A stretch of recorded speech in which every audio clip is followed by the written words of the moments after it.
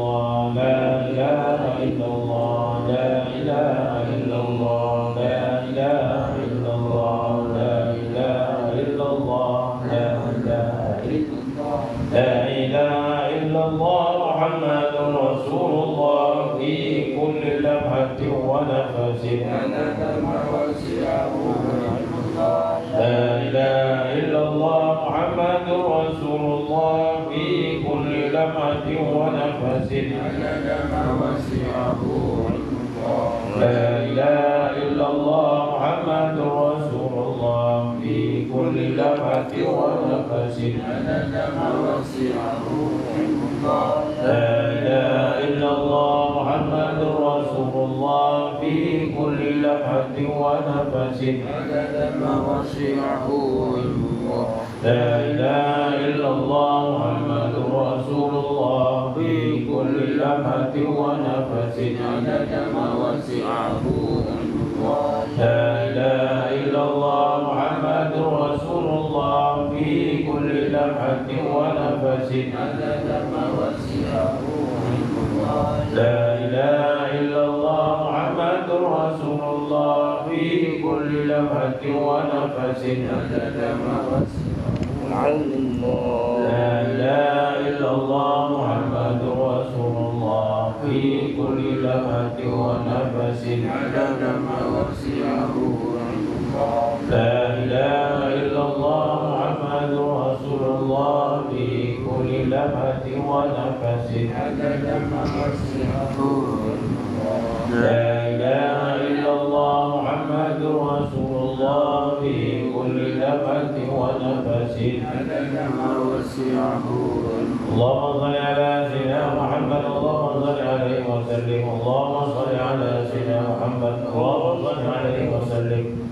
اللهم صل على سيدنا محمد اللهم صل عليه وسلم اللهم صل على سيدنا محمد اللهم صل عليه وسلم اللهم صل على سيدنا محمد اللهم صل عليه وسلم اللهم صل على سيدنا محمد اللهم صل عليه وسلم اللهم صل على سيدنا محمد اللهم صل عليه وسلم اللهم صل على سيدنا محمد اللهم صل عليه وسلم اللهم صل على سيدنا محمد اللهم صل عليه وسلم اللهم صل على سيدنا محمد اللهم صل عليه وسلم اللهم صل على سيدنا محمد اللهم صل عليه وسلم اللهم صل على سيدنا محمد اللهم صل عليه وسلم أستغفر الله أستغفر الله أستغفر الله أستغفر الله أستغفر الله أستغفر الله أستغفر الله أستغفر الله أستغفر الله أستغفر الله أستغفر الله تائبون إلى الله تائبون إلى الله تائبون إلى الله يا الله يا الله يا الله بحسن الخاتمة يا الله يا الله يا الله بحسن الخاتمة يا الله يا الله يا الله بحسن الخاتمة غفرانك ربنا وإليك المصير لا يكلف الله نفسا إلا وسعها لها ما كسبت وعليها ما اكتسبت ربنا لا تؤاخذنا إن نسينا وأخطأنا ربنا ولا تحمل علينا إصرا كما حملته على الذين من قبلنا ربنا ولا تحملنا ما لا طاقة لنا به واعف عنا واغفر لنا وارحمنا مولانا وانصرنا على القوم الكافرين بسم الله الرحمن الرحيم اللهم صل على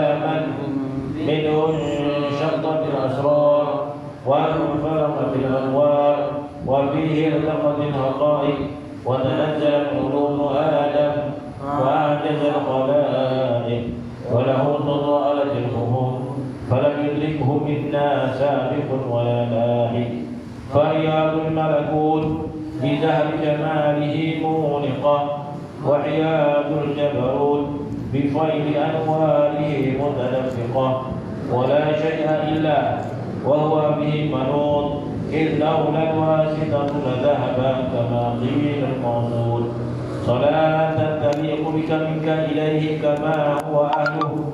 اللهم إنه سرك الجامع عليه وحجابك الأعظم القائم لك بين يديك. اللهم ألحقني بنسبي وأقرني بحسبي وأرني إياه معرفة أسلم بها من موارد الجهل وأبرع بها من موارد الفضل واحملني على سبيل إلى حضرتك حملا معفوفا بنصرتك واخلف بي على الغافل والمغم واذكرني بحال الأهلية وانشرني من أوحال التوحيد واغرقني بعين بحر الوحدة حتى لا أرى ولا أسمع ولا أجد ولا أحس إلا بها واجعلني جابا أعظم حياة روحي وروحه سر حقيقتي وحقيقته جامع حوالمي بتحقيق الحق الأولي يا أول يا آخر يا ظاهر يا باطن اسمع ندائي لما سمعت به لعبدك زكريا وانصرني بك لك وأيدني بك لك واجمع بيني وبينك وهو بيني وبين غيري يا الله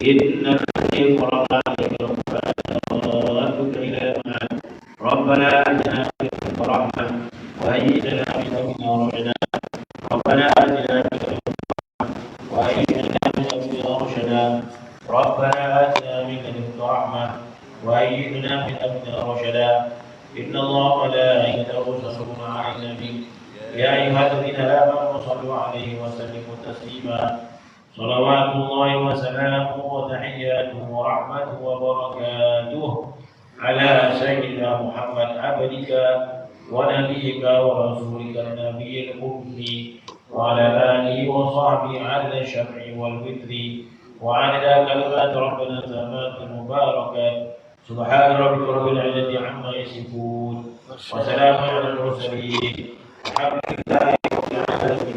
الفاتحة.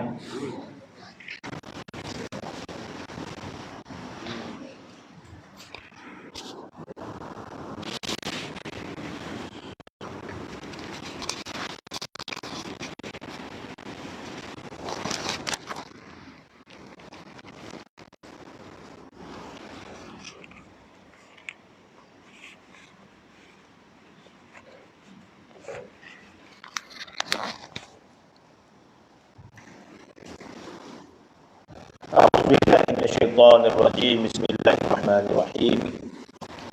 Alhamdulillahi rabbil alamin wassalatu wassalamu ala asyrafil anbiya'il mursalin sayyidina Muhammadin wa ala alihi wa sahbihi ajma'in.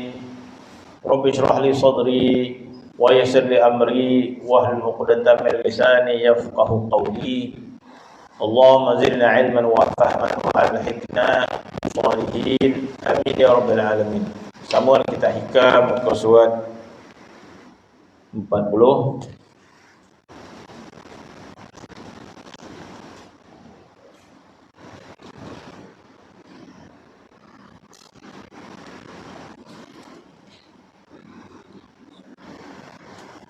Pak Prabowo.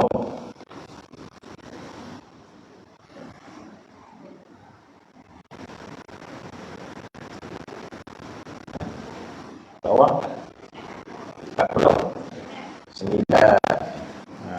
Kataannya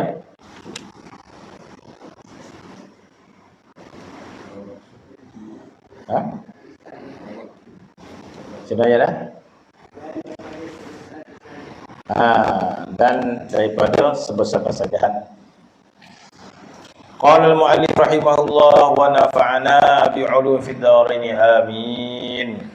Dan katanya daripada sebesar-besar jahat adab murid itu bahawa cenderung ia kepada orang yang ahli dunia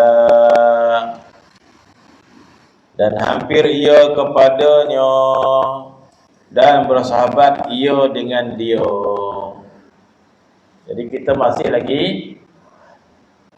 membicarakan tentang hikam, tentang terputusnya madat, limpahan daripada Allah Subhanahu wa taala kepada hati dan juga roh kita. Yang mana kita sebut dahulu bahawa Allah Subhanahu wa taala memberikan balasan amal kita itu di dunia lagi sebenarnya. Allah Subhanahu wa taala dia membalas amal kita bukannya bertangguh sebagaimana yang dipahami oleh sebagian orang. Jadi sebagian daripada kita faham bahawa amal kita ni Tuhan balaslah di akhirat nanti. Jadi kita beramal, Tuhan balas sampai lagi. Bila kita hikam di imut, jangan kamu sangka kamu buat baik, ataupun dengan mana yang lain, jangan kamu sangka bahawa taat kamu itu tunai dan Allah Ta'ala balas tertangguh. Jangan kamu menyangka bahawa kamu membayar taat itu tunai. Kita tunaikan salat, kita tunaikan baca Quran, kita tunaikan berzikir, kita tunaikan umrah, kan kita melakukan tunai. Jangan kamu menyangka bahawa Tuhan balas itu bertangguh. Yang paham itulah. Bahkan sebaliknya dikatakan bahawa apabila engkau melakukan ibadat tunai, Tuhan juga bayar secara tunai. Bahkan lebih daripada itu lagi, ketika mana telah melakukan taat, ketika itu juga datang balasan daripada Allah.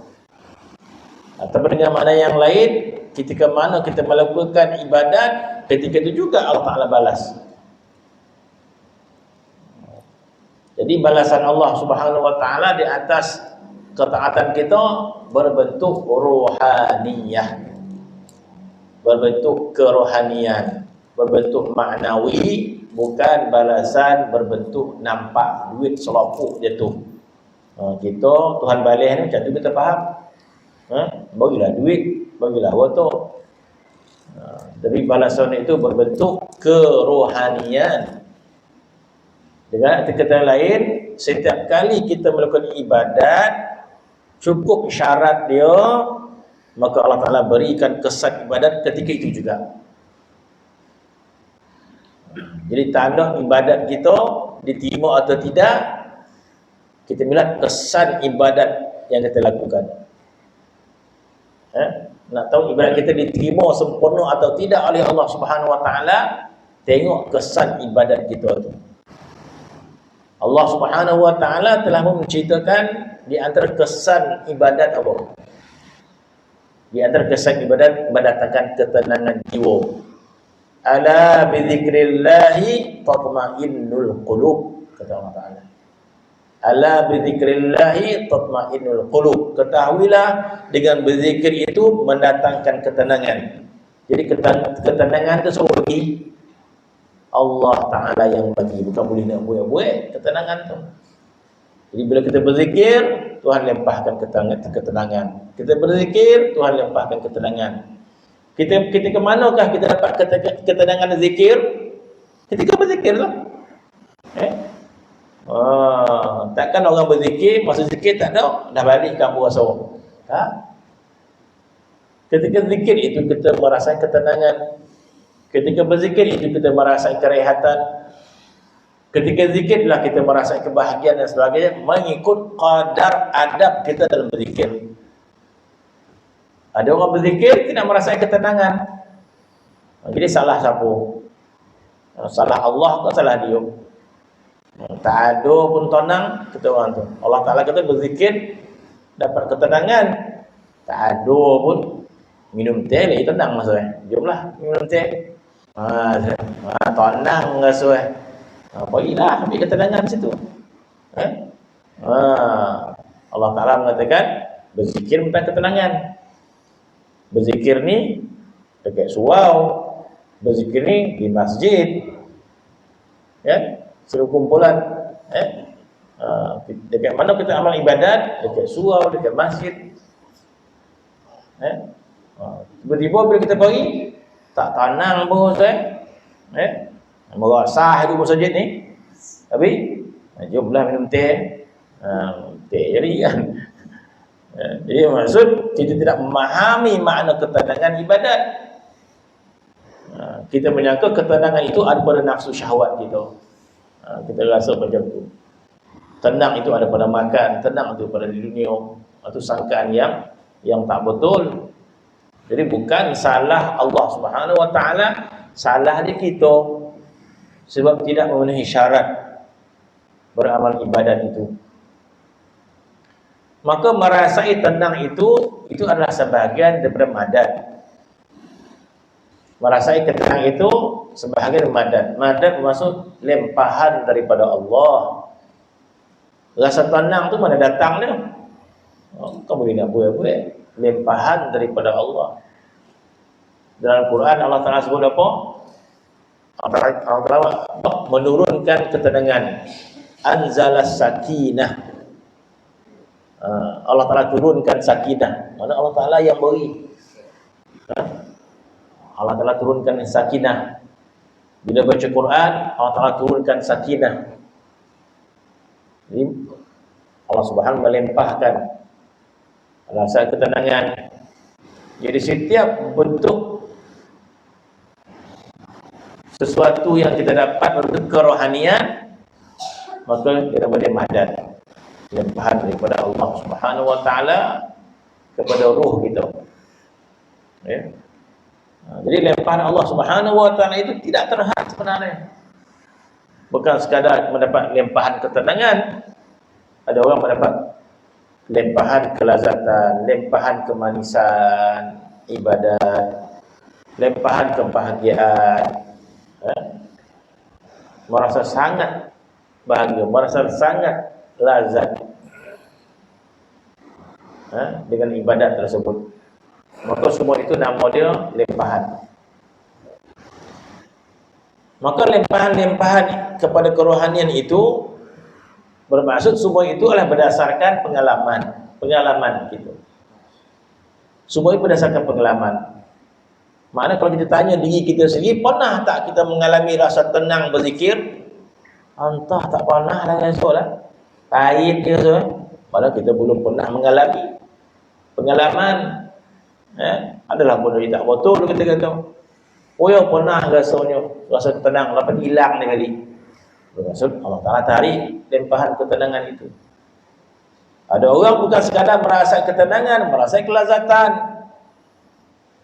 zikrullah itu, dan mengalami pelbagai perasaan yang tidak boleh digambarkan.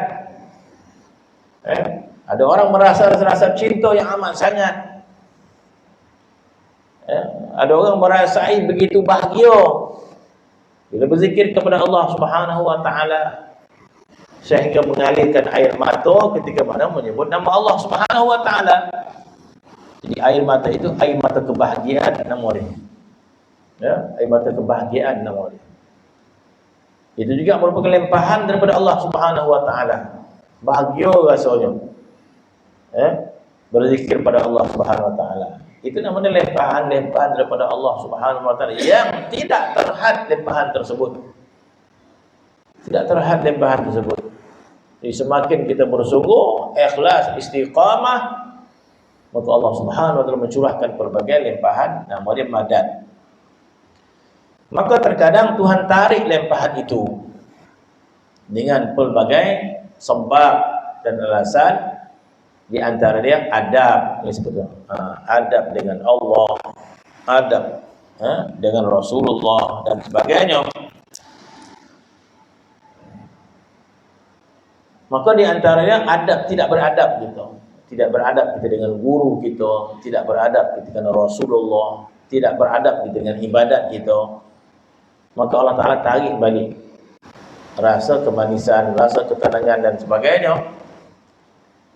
Maka dikatakan, dan di antara sebesar-besar jahat adab, kesalahan adab yang menyebab kesan dia terkadang Allah Ta'ala tarik balik limpahan zikir itu dengan pelbagai limpahan. Dan di antara sebesar-besar jahat adab murid itu cenderung kepada orang ahli dunia. Cenderung kepada ahli dunia. Sebab kenapa? Sebab murid masuk murid arada yuridu iradatan fahuwa muridun wa dzaka muradan. Kalau belajar tasrif, murid ini datang daripada kalimah apa? Kalimah arada yuridu iradatan fahuwa muridun. Kalimah arada berkehendak, yuridu sedang berkehendak, iradatan kehendak, fahuwa muridun orang yang berkehendak. Jadi masukkan berkehendak di sini apa? Berkehendak redha Allah. Jadi sebabkan berkehendak ni kehendak apa? Kehendak untuk makrifat kepada Allah. Jadi orang yang beramal tasawuf maka dinamakan dia murid. Murid. Kenapa dinamakan murid? Murid ini adalah orang yang berkehendak kepada redha Allah. Murid ini orang yang ingin mencari redha Allah. Murid ini orang yang ingin mencari makrifat Allah Subhanahu wa taala. Maka keinginan ini perlu istiqamah. Keinginan ini perlu dibesarkan. Keinginan ini perlu ditingkatkan. Keinginan ini perlu dibesarkan lagi, dikuatkan lagi keinginan ini sepatutnya. Bertambah ingin. Sebagaimana tercelurnya kita, kalau kita sangat ingin pada dunia, bertambah, mari tak berwenang dah bertambah pula dah keinginan pada dunia. Lepas dah dah terpesong hati kita, kehendak kita. Sebab itu tasawuf dia melebihi segala-galanya. Tasawuf ini melebihi segala-galanya. Sebab itu tasawuf ini ilmu amal yang sangat mulia. Sebab daripada orang itu tertipu dengan dunia ini, maka keinginannya hanya dunia, maka itu keinginan yang sangat keji, keinginan yang sangat rendah. Kenapa? Sebab dunia ini binasa. Dunia ini akan binasa, dunia akan ditinggalkan. Jadi rugilah orang ini hatinya terhadap dunia. Apabila Allah Subhanahu wa taala berikan keimanan kepada dia, maka bertambah yakin dia kepada akhirat. Akhirat itu lebih kekal nikmat dia. Dan dia percaya, dia beriman, dia yakin nikmat dunia ini sementara. Nikmat yang kekal itu akhirat. Walal akhiratu khairul laka minal ula. Allah Taala sebut walal akhiratu khairul ula. Akhirat lebih baik pada dunia. Allah Ta'ala sebut macam tu supaya kita pindah keinginan kita kepada dunia kepada keinginan kita kepada akhirat. Kehidupan akhirat itu lebih baik. Bermaksud lebih baik kamu cenderung kepada akhirat daripada hatimu cenderung kepada dunia. Kalau sekiranya engkau inginkan nikmat, suka kepada nikmat, maka cenderungkan keinginan kepada nikmat yang kekal di akhirat. Itu lebih baik. Maka Allah Ta'ala mengatakan walal akhiratu khairul laka minal ula. Akhirat itu lebih baik daripada yang dunia. Sentiasa kita menginginkan akhirat, maka kita pun beramal. Sebab nak akhirat kena kumpul pahala. Maka kita beramal sebab kita nak kehidupan akhirat. Maka syukur kita beramal. Allah Subhanahu wa taala berikan kita kesukaan, maka ditawarkan pahala demi pahala, pahala demi pahala, digandakan 10 pahala. Maka diberikan galakan kita untuk baca Quran, diberikan pahala yang banyak baca Quran. Maka Nabi mengatakan diberikan 10 ganjaran supaya menggalakkan kita untuk baca Quran, diberikan pahala. Maka Nabi mengatakan setiap huruf akan diberikan 10 pahala. Aku tidak mengatakan alif lam itu 1 huruf, tetapi alif harf, lam harf, mim harf. Itu galakkan daripada Nabi SAW supaya kita ni halaba kepada pahala, bermaksud halaba pada akhirat. Suka kita beramal. Sebab baca alif lam mim dapat 30 pahala. Alif dapat 10, lam dapat 10, mim dapat 10. Kemudian ulama kata yang dapat 10 itu sekiranya kita baca Quran tanpa wudu. Katanya. Jadi baca Quran yang paling bawah derajat dia apa? Baca Quran tanpa wudu. Sah baca Quran tanpa wudu. Kalau baca Quran dengan wudu itu lain. Baca Quran dalam salat lain. Jadi galakan demi galakan, maka hati kita cinta kepada akhirat. Dia bercinta pada dunia. Kemudian diberikan kita ilmu kefahaman yang lebih tinggi lagi daripada itu, iaitu dalam ketika bukanlah sekadar kita inginkan balasan daripada Allah Subhanahu wa taala, tetapi kita ingin memahami makna ibadah itu kerana Allah. Maka kita tinggikan lagi nilai maksud ibadat itu, kita tinggikan lagi maksudnya bukan semata-mata ganjaran syurga, tapi maksudnya adalah menuntut redha Allah Subhanahu wa taala. Allah Taala berfirman dalam Al-Quran, wa ridwanullahi akbar. Wa ridwanullahi akbar. Keridhaan Allah adalah sebesar-besar tujuan, sebesar-besar nikmat. Maka kita untuk mencari redha Allah Subhanahu wa taala, untuk mencari ma'rifatnya Allah Subhanahu wa taala. Maka ketika itu ketika mana kita ingin mencari cinta kepada Allah Subhanahu wa taala, sebab mendapat cinta Allah Subhanahu wa taala itu lebih tinggi daripada syurga.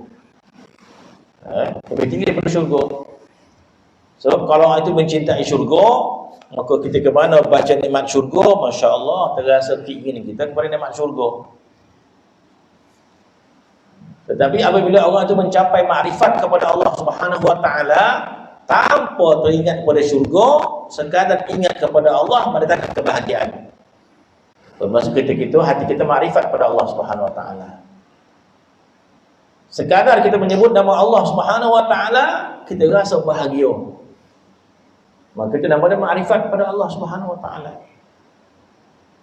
Kebahagiaan kita menyebut nama Allah Subhanahu wa taala. Innamal mu'minuna idza dzukirallahu wajilat qulubuhum. Orang mukmin itu apabila disebut nama Allah rasa bergemetar hati dia. Maksud tujuan kita untuk mencapai makrifat kepada Allah Subhanahu wa taala. Bagi orang yang berjalan untuk memahami makna itu, nama dia murid. Mencari makrifat Allah Subhanahu wa taala dengan zikir, dengan wirid, dengan zikir, dengan istighfar, untuk mencari makrifat Allah Subhanahu wa taala. Maka niat itu perlu kekal. Niat itu perlu dikokohkan. Niat itu, maksud itu perlu jelas. Maksud perlu jelas. Jangan sampai kita hilang maksud. Macam anak kita pergi sekolah, dia mesti faham maksud pergi sekolah. Mesti ada satu maksud dia pergi sekolah. Jangan sampai dia kehilangan punca. Buat dia pergi sekolah ni, kata dia. Tu parah lah.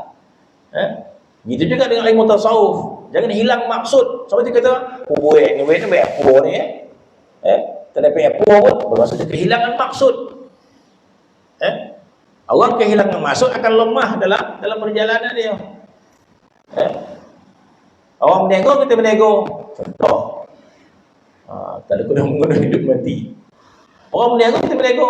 Orang berniaga, kuat semangat jatuh bangun. Elok, kita berniaga lama muak. Mana tu kosong lah. Tak pernah nak cari pencet dah ada, cik apa? Contoh, dia kata. Sebab dia tak tahu maksud dah. Nak cari apa, dia tak tahu. Boleh nak cari, tengok orang tu, kuat. Memancing tu juga. Kalau tak faham makna mancing, bising pergi pasar tu lah. Tunggu 3 jam, dapatlah siko koci. Orang tu boleh istiqamah mancing setiap minggu. Ikan tak ada pun. Kalau dapat ikan pun buang Jadi tak faham maksud dia. Mungkin maksud dia lain. Dia ada kenikmatan macam ikan mana. Kita tak faham maksud. Saya tak faham maksud mancing, tak tahan dia. Pergi pasar tu lah. Dapat udang masak. Susah lama-lama tengok. Tak faham apa yang orang tu cari kan. Jadi bukan tak faham, tak tahan gitu. Gitu juga madrasah tasawuf. Tak faham kita apa kita nak cari, maka tak tahan gitu. Maka tujuan adalah untuk mencari makrifat kepada Allah Subhanahu wa taala, mencari redha-Nya Allah Subhanahu wa taala, mencari cintanya Allah Subhanahu wa taala. Maka nama dia murid. Maka Allah Subhanahu wa taala disebut di sini akan memutuskan lempahan-lempahan kepada ahli suluk kepada Allah Subhanahu wa taala. Di antara sebab dia adalah tidak adabnya tidak jatuh rasa adabnya. Banyaklah rasa adab. Maka dikatakan sebesar-besar jahat adab murid itu cenderung kepada ahli dunia. Masya Allah, ini dah jauh sangat pergi dia. Sebab dia tidak memahami sepatutnya orang tasawuf ini cenderung kepada ahli akhirat, cenderung kepada ahlillah, cenderung kepada orang yang hati mencintai Allah, cenderung kepada ahli ibadat, mencintai ahli ibadat walaupun dia tak ada apa, duit tak ada apa, tapi kita suka mendampingi orang-orang yang saleh. Kita kata duit tak ada, rotok tak ada, tapi kita suka mendampingi orang saleh sebab kita melihat sesuatu yang ada pada hati dia yang tak ada pada kita. Dia beramal dengan khusyuk, dia beramal dengan istiqamah, tak ada pada hati kita. Maka kita suka mendampingi suhbah dengan ahlillah, suhbah dengan orang yang saleh, suhbah dengan ahli ibadat. Kita suka suhbah. Maka terkadang kita dikaburi oleh dunia, maka kita mencintai ahli dunia. Orang yang lalai. Orang lalai daripada Allah Subhanahu wa taala. Kita ramai pula berkawan. Semata-mata kita terpikat dengan harta yang daripada mereka. Ini satu kejahatan yang sangat merosakkan. Sebab itu Nabi SAW, jadi apa yang berlaku pada Nabi itu bukan itu sebenarnya, tapi nak mengajar kita. Nabi SAW dalam masjid Nabi ada sahabat yang tak ada keluarga, tak ada harta. Kata ulama, bilang mereka itu di antara 70 ke 100. Bertambah bertambah buah. Itulah disebut ahli sufah yang ada pada masjid Nabi SAW. Mana tak ada nilai pun, dalam masyarakat tak ada nilai apa-apa. Roto tak ada, keluarga tak ada. Tapi Nabi menjaga mereka, berada dalam masjid Nabi. Bilangan di antara 70 ke 100 macam tu. Nama ahli sufah yang diketuai oleh Abu Hurairah radhiyallahu anhu. Abu Hurairah adalah ketua ahli sufah. Jadi Abu Hurairah adalah khadam Nabi SAW, chief khadam. Dia lah yang paling rapat dengan Nabi. Apa sahaja sesuatu, maka Abu Hurairah yang mengetuai semua.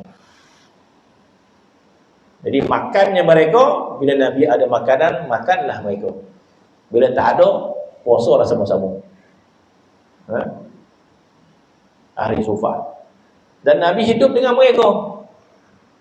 Nabi hidup dengan mereka, ahli sufah. Dan Nabi juga ada sahabatnya yang punya perniagaan. Nabi ada juga dengan sahabat yang memiliki tanah pertanian, ladang tamar. Nabi juga punya sahabat yang ahli perniagaan dan sebagainya. Yang kaya-kaya ramai. Jadi Nabi ini perlu berdakwah kepada semua orang. Maka dijadikan cerita Nabi SAW ada jadual bersama ahli sufah. Mengajar tazkirah dan sebagainya. Tiba-tiba hari tersebut mungkin Nabi singkatkan pengajian, ataupun Nabi batalkan pengajian, ataupun Nabi sekejap sahaja sebab Nabi ada perjanjian dengan ahli-ahli perniagaan. Jadi mana mungkin Nabi terpikat pada harta mereka. Tapi Nabi batalkan kuliah itu. Dan Nabi pergi kepada ahli-ahli hartawan. Maka turun ayat daripada Allah Subhanahu wa taala menegur perbuatan Nabi sallallahu alaihi wasallam. Maka Allah Taala mengatakan, wasbir nafsaka ma'al ladzina yad'una rabbahum bil ghadati wal 'ashi yuriduna wajhah. Allah Taala mengatakan kepada Nabi, wasbir nafsak, ya Muhammad, sabarkan dirimu untuk bersama dengan orang ma'al ladzina yad'una rabbahum, bersama orang yang berdoa, berzikir kepada Allah pagi dan petang. Ada duduk semua mereka, gauli mereka, duduk semua mereka dan sabar. Wala ta'du 'ainaika, jangan engkau memanjangkan pandangan engkau kepada orang yang diberikan nikmat dunia. Wala ta'du 'ainaka, puasa ayat tu. Allah Ta'ala mengatakan, jangan engkau melampau-lampaukan, memandang, meninjau-ninjau orang yang punya harta dunia, yang mana mereka itu hatinya lalai daripada Allah Subhanahu wa taala. Ayat itu mengatakan. Jadi jangan engkau memandang ahli-ahli dunia yang mana hati mereka itu lalai daripada Allah Subhanahu wa taala. Lebih baik kamu bergaul dengan ahli sufah ini yang hati mereka itu bersama dengan Allah Subhanahu wa taala walaupun tak ada harta.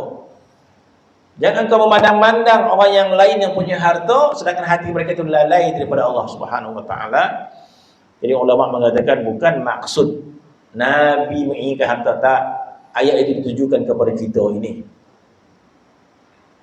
Maka itu dalil dia.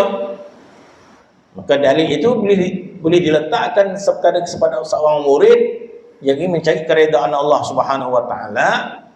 Bila kita meninggalkan bersuhbah dengan ahlillah, kita meninggalkan untuk menghampiri orang ahli ibadat, maka kita menghampiri ahli dunia, itu sebesar kebinasaan kepada hati kita. Maka katanya sebesar-besar jahat adab murid, bahawasanya cenderung ia kepada orang yang ahli dunia dan hampir mereka itu kepadanya dengan sebab kita mencintai mereka sebab mereka ada harta, maka itu rosak. Tapi sekadar kita jumpa macam tu sahaja tanpa merosakkan hati kita, itu bab lain. Tapi bila kita suka dengan mereka, mana kita cinta kepada ahli lalai, itu sebenarnya tidak baik kepada murid. Kita mencintai orang ahli lalai, itu tidak baik. Lebih baik kita mencintai orang yang hatinya bersama dengan Allah Subhanahu wa taala. Maka katanya, maka cenderung kepada orang ahli dunia dan hampir ia kepadanya dan bersahabat dengan mereka. Dan kata Imam Al-Qushairi radhiyallahu anhu, dan setengah daripada hal murid itu menjauhi daripada orang ahli dunia. Di antara adab murid itu menjauhi orang ahli dunia. Sebab apa? Sebab boleh merosakkan hati kita. Boleh merosakkan hati kita. Sebab itu lawannya kita bersahabat dengan orang ahli ibadat, ahli akhirat, ahlillah. Sekiranya jujur hati kita, maka Allah Subhanahu wa taala mempermudahkan kita berjumpa dengan orang-orang ahlillah.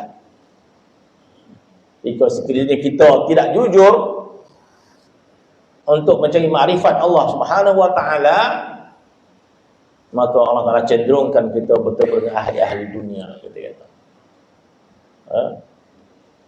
Maka kita tidak mendapat pandangan khas daripada Allah Subhanahu wa taala, merugikan kita.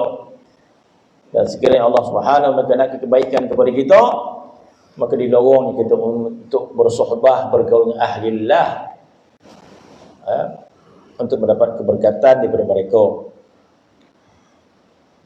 Jadi kalau tak ada ahlillah yang hidup, kita berziarah ahlillah yang telah meninggal dunia. Maka jadilah orang tasawuf itu orang yang sering berziarah kepada makam para awliya.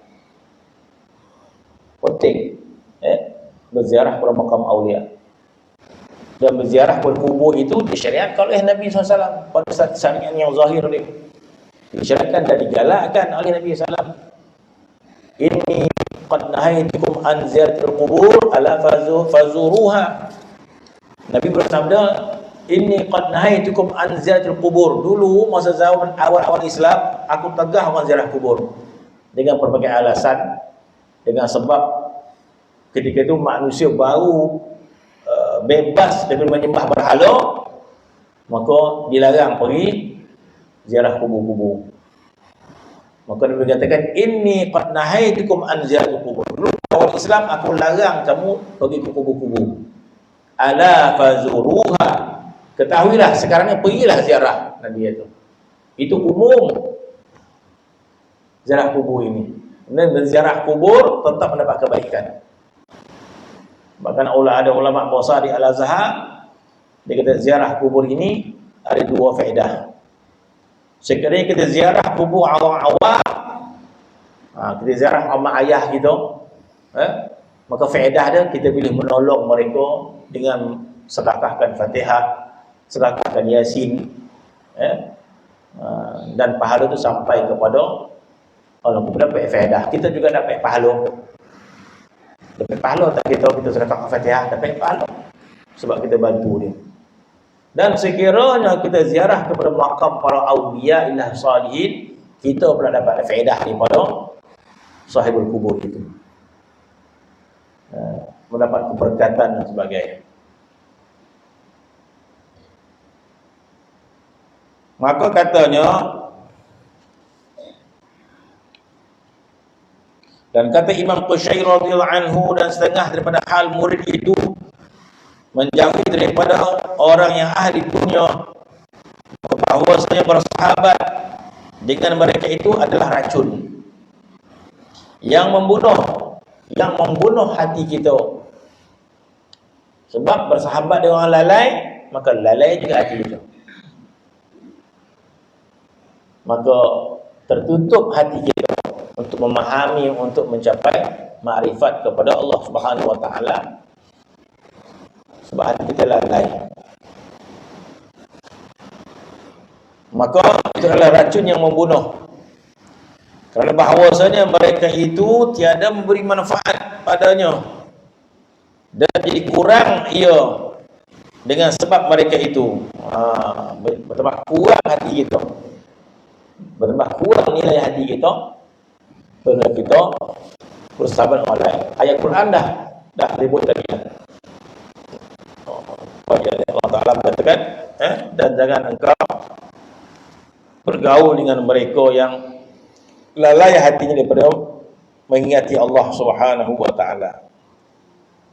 Sebab orang yang lalai hatinya daripada Allah itu adalah matrud. Matrud ni orang yang disingkirkan. Orang yang lalai daripada Allah adalah matrudun. Matrud ini orang yang dinyahkan daripada hadrat Allah Subhanahu wa taala, matrudun. Jadi kita tidak sampai ke hadrat Allah Subhanahu wa taala, hati kita tidak sampai ke hadrat Allah, maka kita berhajat kepada orang yang hatinya sampai ke hadrat Allah. Kita ini tidak sampai hati kita pada membesarkan Allah Subhanahu wa taala. Kita berhajat untuk bersuhbah dengan orang yang hatinya penuh merasai kebesaran Allah Subhanahu wa taala. Itu maksudnya suhbah. Dan hati kita yang lemah, maka mudarat hati kita. Kita ni baru nak berjinak-jinak, kita kata, maka membinasakan hati kita, bersuhbah dengan orang yang hatinya lalai kepada Allah Subhanahu wa taala. Itu kata membinasakan hati itu. Sebab orang itu adalah makrud, kata-kata, orang yang disingkirkan daripada pandangan Allah Subhanahu wa taala.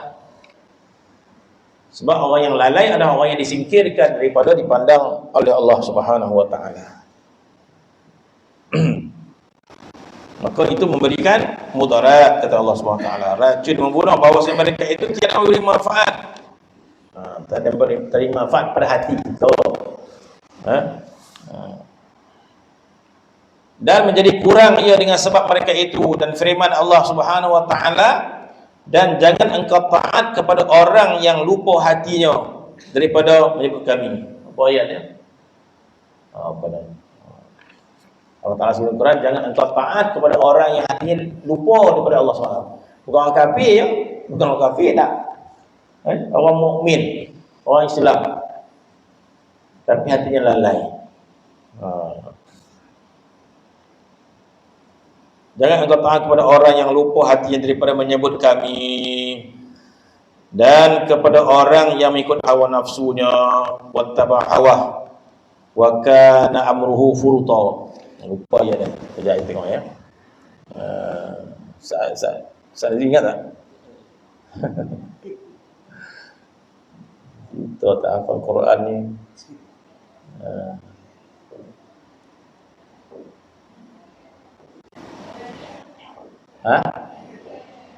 Ada ayat dah?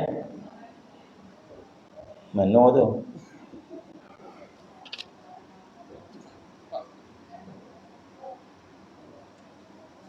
Mana ada sini?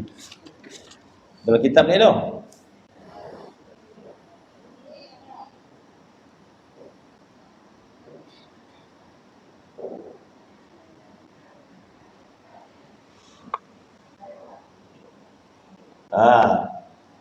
Firman Allah, wasbir nafsaka ma'al ladzina yad'una rabbahum bil ghadati wal 'ashi yuriduna wajhah. Jadi Allah Ta'ala firman, wasbir, ya Muhammad, sabarkan dirimu. Ayat Quran bila tuju kepada Nabi, itu juga kepada kita. Wasbir nafsak, wahai mukmin, sabarkan dirimu. Ma'al ladzina yad'una rabbahum bil ghadati wal 'ashi, bersama dengan orang yang berzikir, berdoa pada Allah pagi dan petang. Yuriduna wajhah, mereka inginkan wajah Allah, mereka ingin keridhaan Allah Subhanahu wa taala. Jadi ada golongan yang suka beramal, suka berzikir, mereka itu ingin mencari ridhaan Allah Subhanahu wa taala, dan kita duduk bersama mereka. Itu maksudnya ayat Quran. Wala ta'du aynaka, jangan engkau melampau-lampaukan pandangan engkau itu anhum, daripada mereka. Jadi asbabun nuzul tu Nabi meninggalkan ahli sufah. Sebab Nabi nak pergi berdakwah kepada ahli-ahli perniagaan hartawan. Maka Allah Ta'ala wala ta'du aynaka, jangan kamu tinggalkan pandangan kepada ahli sufah itu. Turidu zinatul hayatud dunya, sebab kau inginkan dunia. Wala tuti', ni dia. Wala tuti' man aghfalna qalbahu an dzikrina, jangan engkau taat kepada orang yang lalai hatinya daripada berzikir kepada kami. Wattaba'a hawa, orang itu setia ikut hawa nafsu dia. Wa kana amruhu furuta, dan urusan mereka itu sia-sia. Jadi ada ayat Quran yang sebut macam tu sebagai dalil bahawa orang yang ingin murid mencari suluk kepada Allah Subhanahu wa taala boleh sangat diambil perhatian. Dalilnya ada, Al-Qurannya ada, tapi lebih lagi diamalkan kepada orang yang suluk pada Allah Subhanahu wa taala. Sebab orang yang suluk pada Allah Subhanahu wa taala hatinya sangat terkesan dengan sesuatu. Maka katanya, dan setengah daripada yang terlebih besar perkara jahat Adam itu menceraikan antara segala makam dan hukum atas ahlinya dengan sebab memandang segala halnya. Maka kerana demikian itu, kata muallif, dan setengah daripada terlebih besar perkara jahat Adam itu menceraikan antara segala makam dan hukum atas ahlinya dengan sebab memandang segala halnya. Maka kerana itu, kata muallif, kita baca hikam yang seterusnya tu sebab ada kaitannya. Maka hikam yang seterusnya, maka kata muallif, iza ra'aita abdan aqamahullahu biwujudihil awradi wa adamahu 'alaiha ma'atulil imdadi fala tastahqiranna ma manahahu maulahu li'annaka lam tara alaihi simal arifina wa bahjatil muhibbina walaula warid maka wirduhu. Jadi setengah daripada besar kejahatan adab itu bermaksud berburuk sangka dengan seseorang, maksudnya berburuk sangka dengan seseorang ahli ibadat, maksudnya dengan ahli ibadat. Apa dia? Yaitu dengan katanya iza ra'aita abdan, maka seterusnya dikatakan apabila engkau melihat akan seorang hamba, aqamahu Allahu biwujudil aurat, apabila engkau melihat seorang hamba telah mendirikan, maksud mengamalkan ataupun istiqamah dengan mengerjakan segala aurat, segala wirid. Ini khusus wirid, ini wirid dalam tarikat. Ini khusus masuk aurat wirid ini, wirid dalam tarikat. Jadi dalam tarikat adanya wirid am, adanya hizib dan sebagainya yang boleh kita amalkan. Ada wirid, ada aurat, ada hizib. Maka kita amalkan banyak wirid. Dalam madrasah tasawuf banyak wirid. Jadi seseorang yang diberikan kekuatan oleh Allah Subhanahu wa taala untuk mengamalkan wirid-wirid ini. Maka dikatakan di sini apabila engkau melihat seseorang hamba itu dia mengamalkan, dia mendirikan, dia menjaga segala aurat, yaitu katanya mentertibkan, mana disusun, mentertibkan segala amal dengan sekira-kira segala waktunya. Masya Allah, dijaga waktunya, wirid paginya, wirid tengah harinya, wirid petangnya. Dia juga wirid. Nah, tujuan wirid ini untuk apa? Untuk mencapai ma'rifat. Kalau ada orang berwirid untuk mendapat pahala daripada Allah Subhanahu wa taala, maka orang ini tidak suluk pada Allah Subhanahu wa taala. Jadi kenapa baca wirid yang banyak ini? Untuk mencapai makrifat. Sebab bila kita tidak tahu maksud untuk kita capai, maka lemah kita beramal. Lemah. Orang berniaga akan lemah bila dia tak faham apa benda dia dapat, lemah dia. Begitu juga dalam madrasah tasawuf. Bila beramal, dia pun tak tahu apa benda dia nak cari, maka dia akan lemah. Jadi kalau orang kuat beramal sebab nakkan pahala, nakkan syurga, maka kuat dia beramal.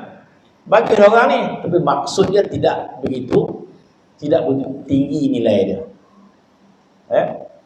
Tapi kalau orang tu kuat beramal, semangat dia kerana untuk mencapai makrifat kepada Allah SWT, maka tujuan dia tinggi. Walaupun beramal sama beramalnya. Orang A kuat beramal, B kuat beramal, C, D kuat beramal, sama beramal kuat. Tapi maksud dia apa? Orang rajin pergi Mekah, pergi umrah, pergi Mekah, pergi umrah, contoh dia. Lain kan nasi Arab sedap kata dia. Lain suka dapat apa. Ataupun pergi Mekah, oi lapang masa dapat berjalan pun tak dapat apa. Itu yang Nabi sebut akhir zaman nanti orang pergi Mekah dengan banyak tujuan. Nabi kata. Yang miskin nak meminta sedekah. Nabi kata. Yang qurra untuk menunjuk-nunjuk bacaan dia, Nabi kata. Yang kaya, yang sederhana, Nabi kata, yang sederhana nak cari duit. Peluang cari duit. Banyak dapat duit ke sana. Bawa pergi Mekah. Kan? Nabi sebut hadis dia. Akhir zaman nanti orang pergi Mekah, Nabi kata, yang miskin Nabi cek minta sedekah saja. Yang ada ilmu, yang ada kepandaian Quran, nak menunjuk-nunjuk, Nabi kata. Kemudian yang sederhana nak cari duit. Yang kaya nak pergi melancung. Nabi kata. Melancung. Syukur-syukur bukan nak beramal pun lah. Duit banyak, apa yang melancur. Jadi maksud dia apa kan? Jadi kalau kuat beramal sebabkan hendak akan pahala yang banyak, alhamdulillah dia kata. Maka beramal dia. Tapi tidak sama dengan orang yang kuat beramal untuk mencapai makrifat Allah Subhanahu wa taala. Sebab itu orang tasawuf lain maksud dia. Sebab itu perlu faham. Benda ni perlu faham. Sebab kalau tak faham, mana kita beramal tanpa faham, tanpa tujuan lah. Jadi kenapa semangat beramal? Itu yang disebut oleh Imam Syafi'i itu. Imam Syafi'i dia sebut dalam kitab Tauhid.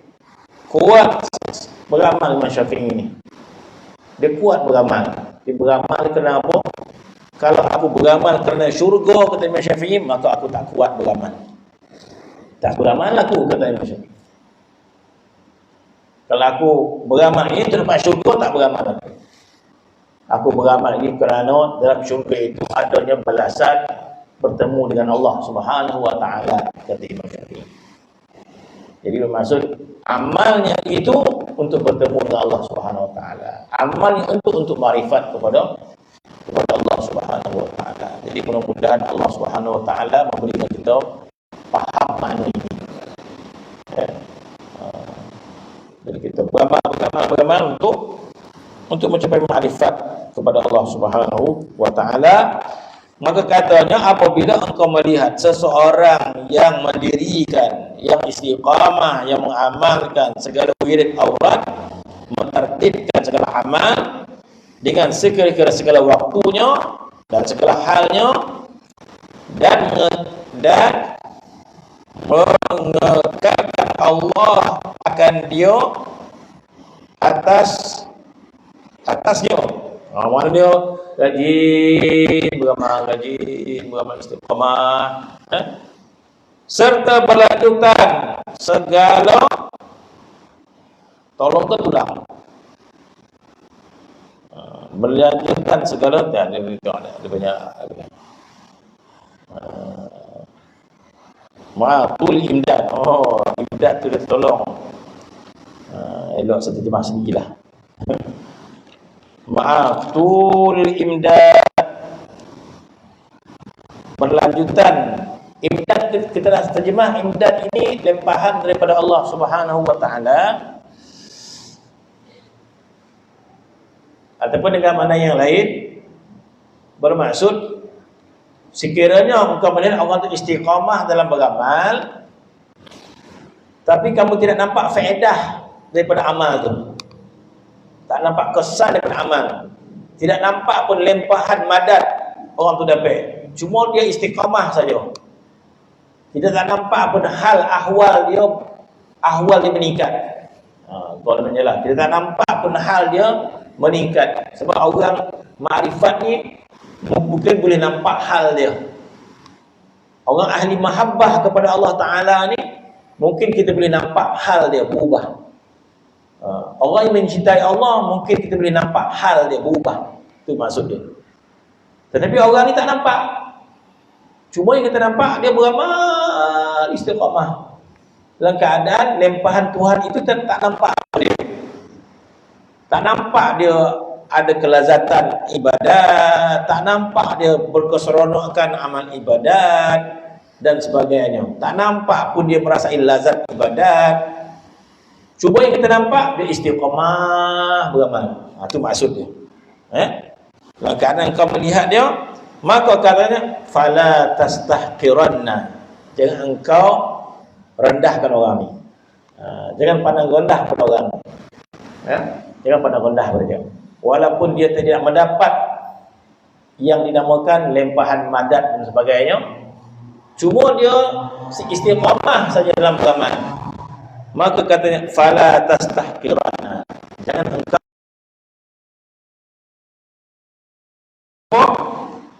manahu maulah. Apa yang Tuhan bagi pada dia macam Tuhan tak bagi apa-apa pun kepada dia. Jangan engkau pandang hina orang yang macam ni. Kenapa? Li'annaka lam tara 'alaiha simal 'arifina.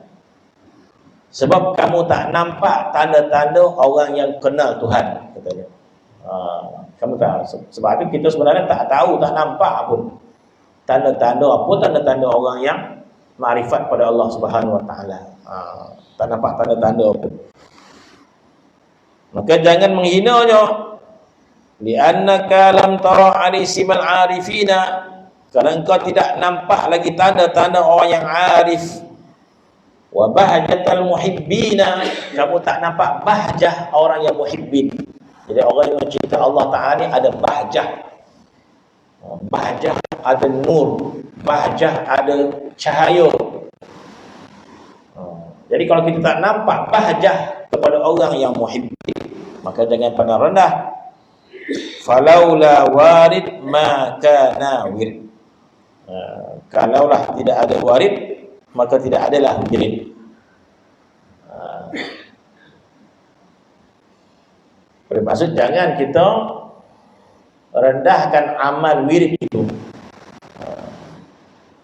Sebab wirid itu mendatangkan warid. Wirid mendatangkan warid. Amal mendatangkan limpahan. Dalam hikam yang lain, mungkin belum sampai lagi, maka di antara wirid dan warid, di antara wirid dan warid, mana lebih mulia? Di antara wirid dan warid, mana lebih mulia? Maka wirid itu datang daripada kita.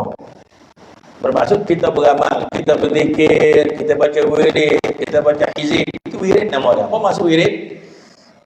Wirid sesuatu yang kita kerjakan, wirid. Bahkan ulama mengatakan sesuatu yang kita istiqamah nama dia wirid. Walaupun sembahyang. Kalau kita istiqamah sembahyang duha, maka sembahyang duha itu wirid itu. Sebab wirid itu maksudnya sesuatu yang kita mulazamah. Wirid.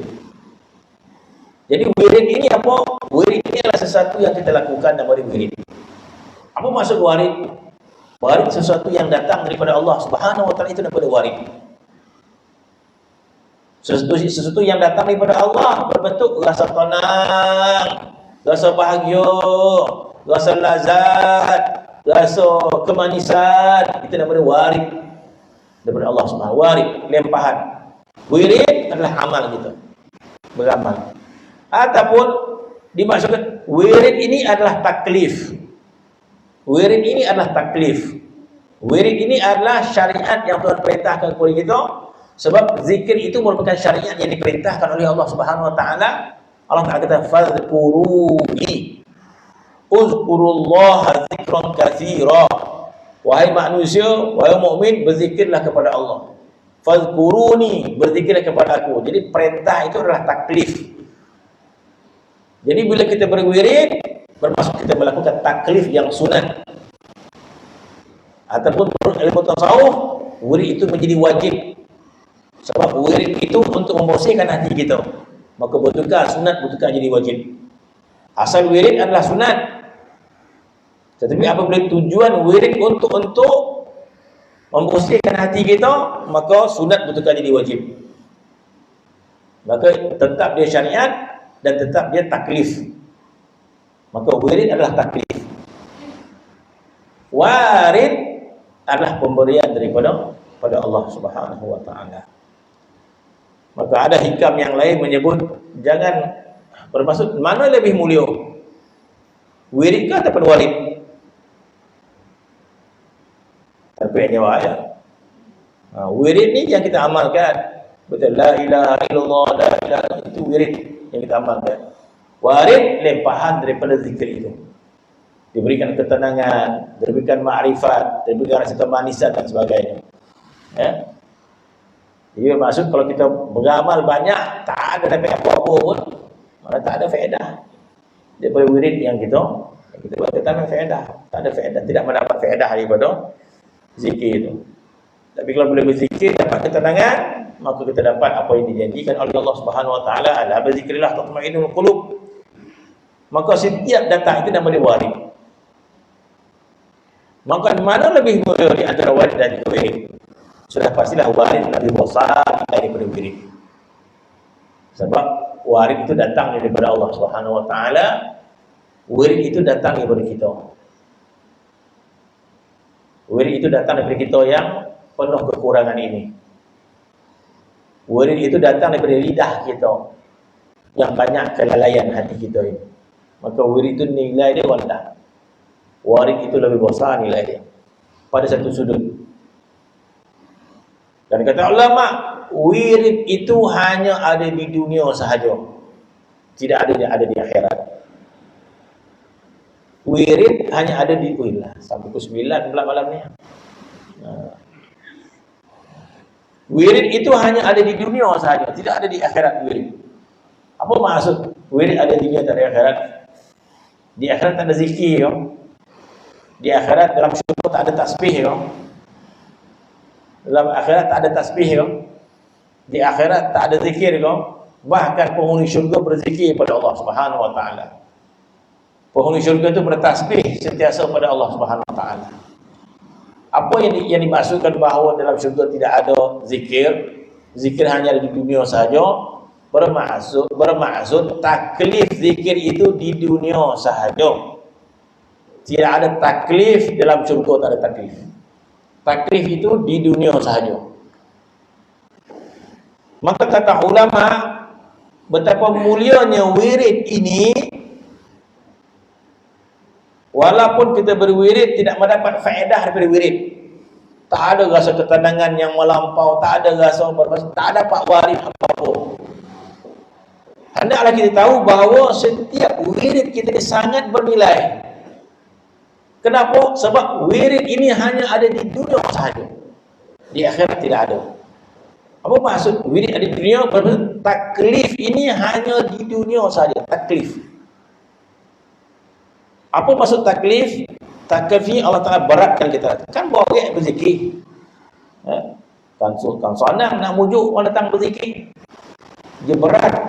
Jadi kita bawa diri kita untuk berzikir. Taklif. Sebab tu berzikir ni taklif. Baca Quran taklif. Salawat taklif. Bersedekah taklif. Setiap ibadat di dunia ini adalah taklif. Sebab nak buat dia boleh. Maka taklif itu walaupun berat,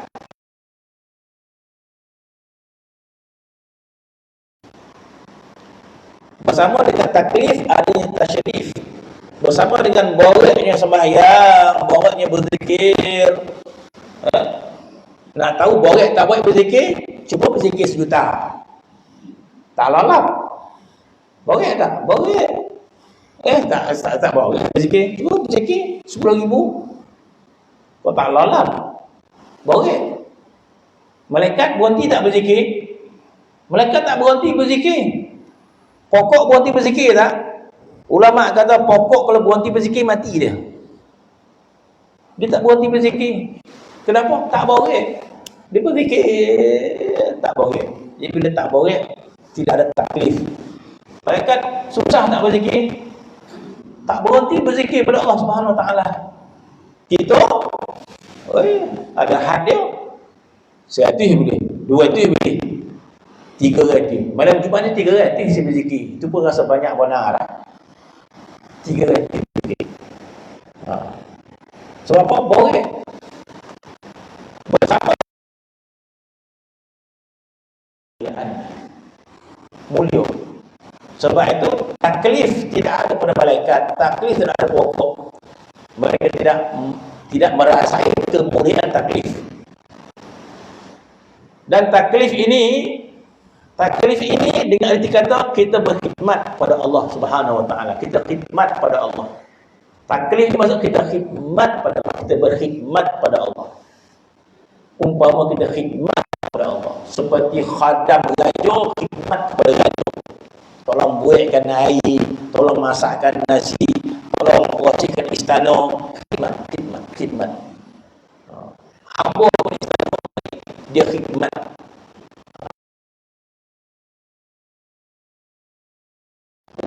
Sampah, dia tolong masakkan air, dia tolong masuk makanan, hantar layan raja. Nama dia khidmat kepada raja. Dan khidmat kepada raja ni boleh dalam sesama tasyrif, kemuliaan. Bila kita khidmat kepada Allah, boleh. Tapi tak sama juga tasyrif, ada kemuliaan pada taklif itu. Sebab itu kalau orang faham maksud tasyrif kepada taklif, maka dia akan menangisi dunia ini. Kalau orang faham maksud tasyrif pada taklif, maka dia akan menangis meninggalkan dunia ini, seperti Abu Hurairah radhiyallahu anhu. Abu Hurairah bila nak meninggal dunia, menangis dia. Apakah kau sayang dunia, wahai Ibrahim? Tak. Kerana tidak ada lagi kemuliaan taklif selepas ini. Bermaksud kita tidak ada lagi bersusah payah kerana Allah. Mana bersusah payah kerana Allah di dunia. Pagi kena bangun solat subuh. Nak lagi hebat, bangun awal lagi. Mana semua itu kita kata khidmat kepada Allah Subhanahu Wa Taala. Keluarkan duit kerana Allah Subhanahu Wa Taala. Berlatih-latih kerana ibadat kepada Allah Subhanahu Wa Taala, nama dia khidmat, tapi itu kemuliaan nama dia. Yang mana tidak ada di akhirat. Kita nak berlatih-latih kerana Allah, tak adalah di akhirat, tak ada. Kita nak berlatih-latih kerana Allah, tak ada. Nak berlatih-latih kerana Allah di dunia sahaja. Bagi orang yang memahami kemuliaan ini, maka dia menangisi dunia ini. Sebagaimana hamba yang disuruh berhenti oleh raja. Dah berhenti dah, kata dia. Tak raja dah, duduk je. Raja akan bagi dia duit, maka menangis hamba tadi. Kenapa? Pula dah berhenti bagi duit yang sama, raja pun dapat duit, dah berhenti dapat duit, kenapa menangis? Sebab dia kata dia sangat rasa mulia ketika dia khidmat kepada raja tu. Maka lepas ni tidak ada lagi dia khidmat, kata dia. Maka dia menangisi khidmat itu. Maka jadilah wirid itu mulia. Maka kata ulama, wirid hanya ada di dunia sahaja. Adapun warid ada di dunia dan ada di akhirat nanti. Dalam syurga adanya warid.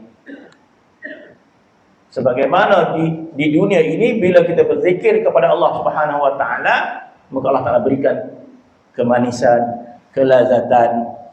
Dalam syurga Allah Taala berikan warid.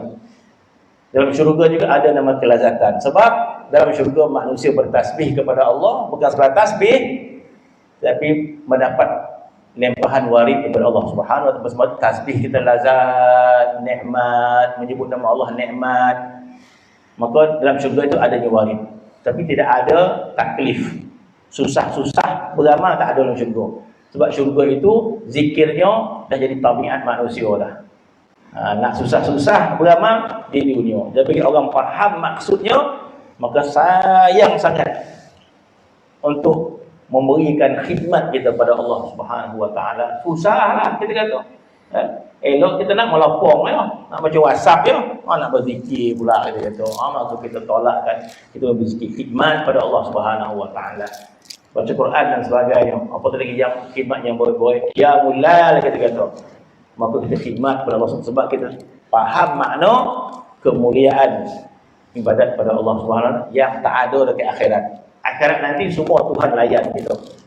Tak ada kita nak susah-susah pada Allah, tak ada lagi di akhirat. Jadi orang yang memahami makna khidmat pada Allah Subhanahu Wa Taala, maka tetap dia mulia. Wallahu ta'ala. Bismillahirrahmanirrahim. Rabbil alamin wassalatu wassalamu ala asyrafil anbiya'i wa ala alihi wasallam.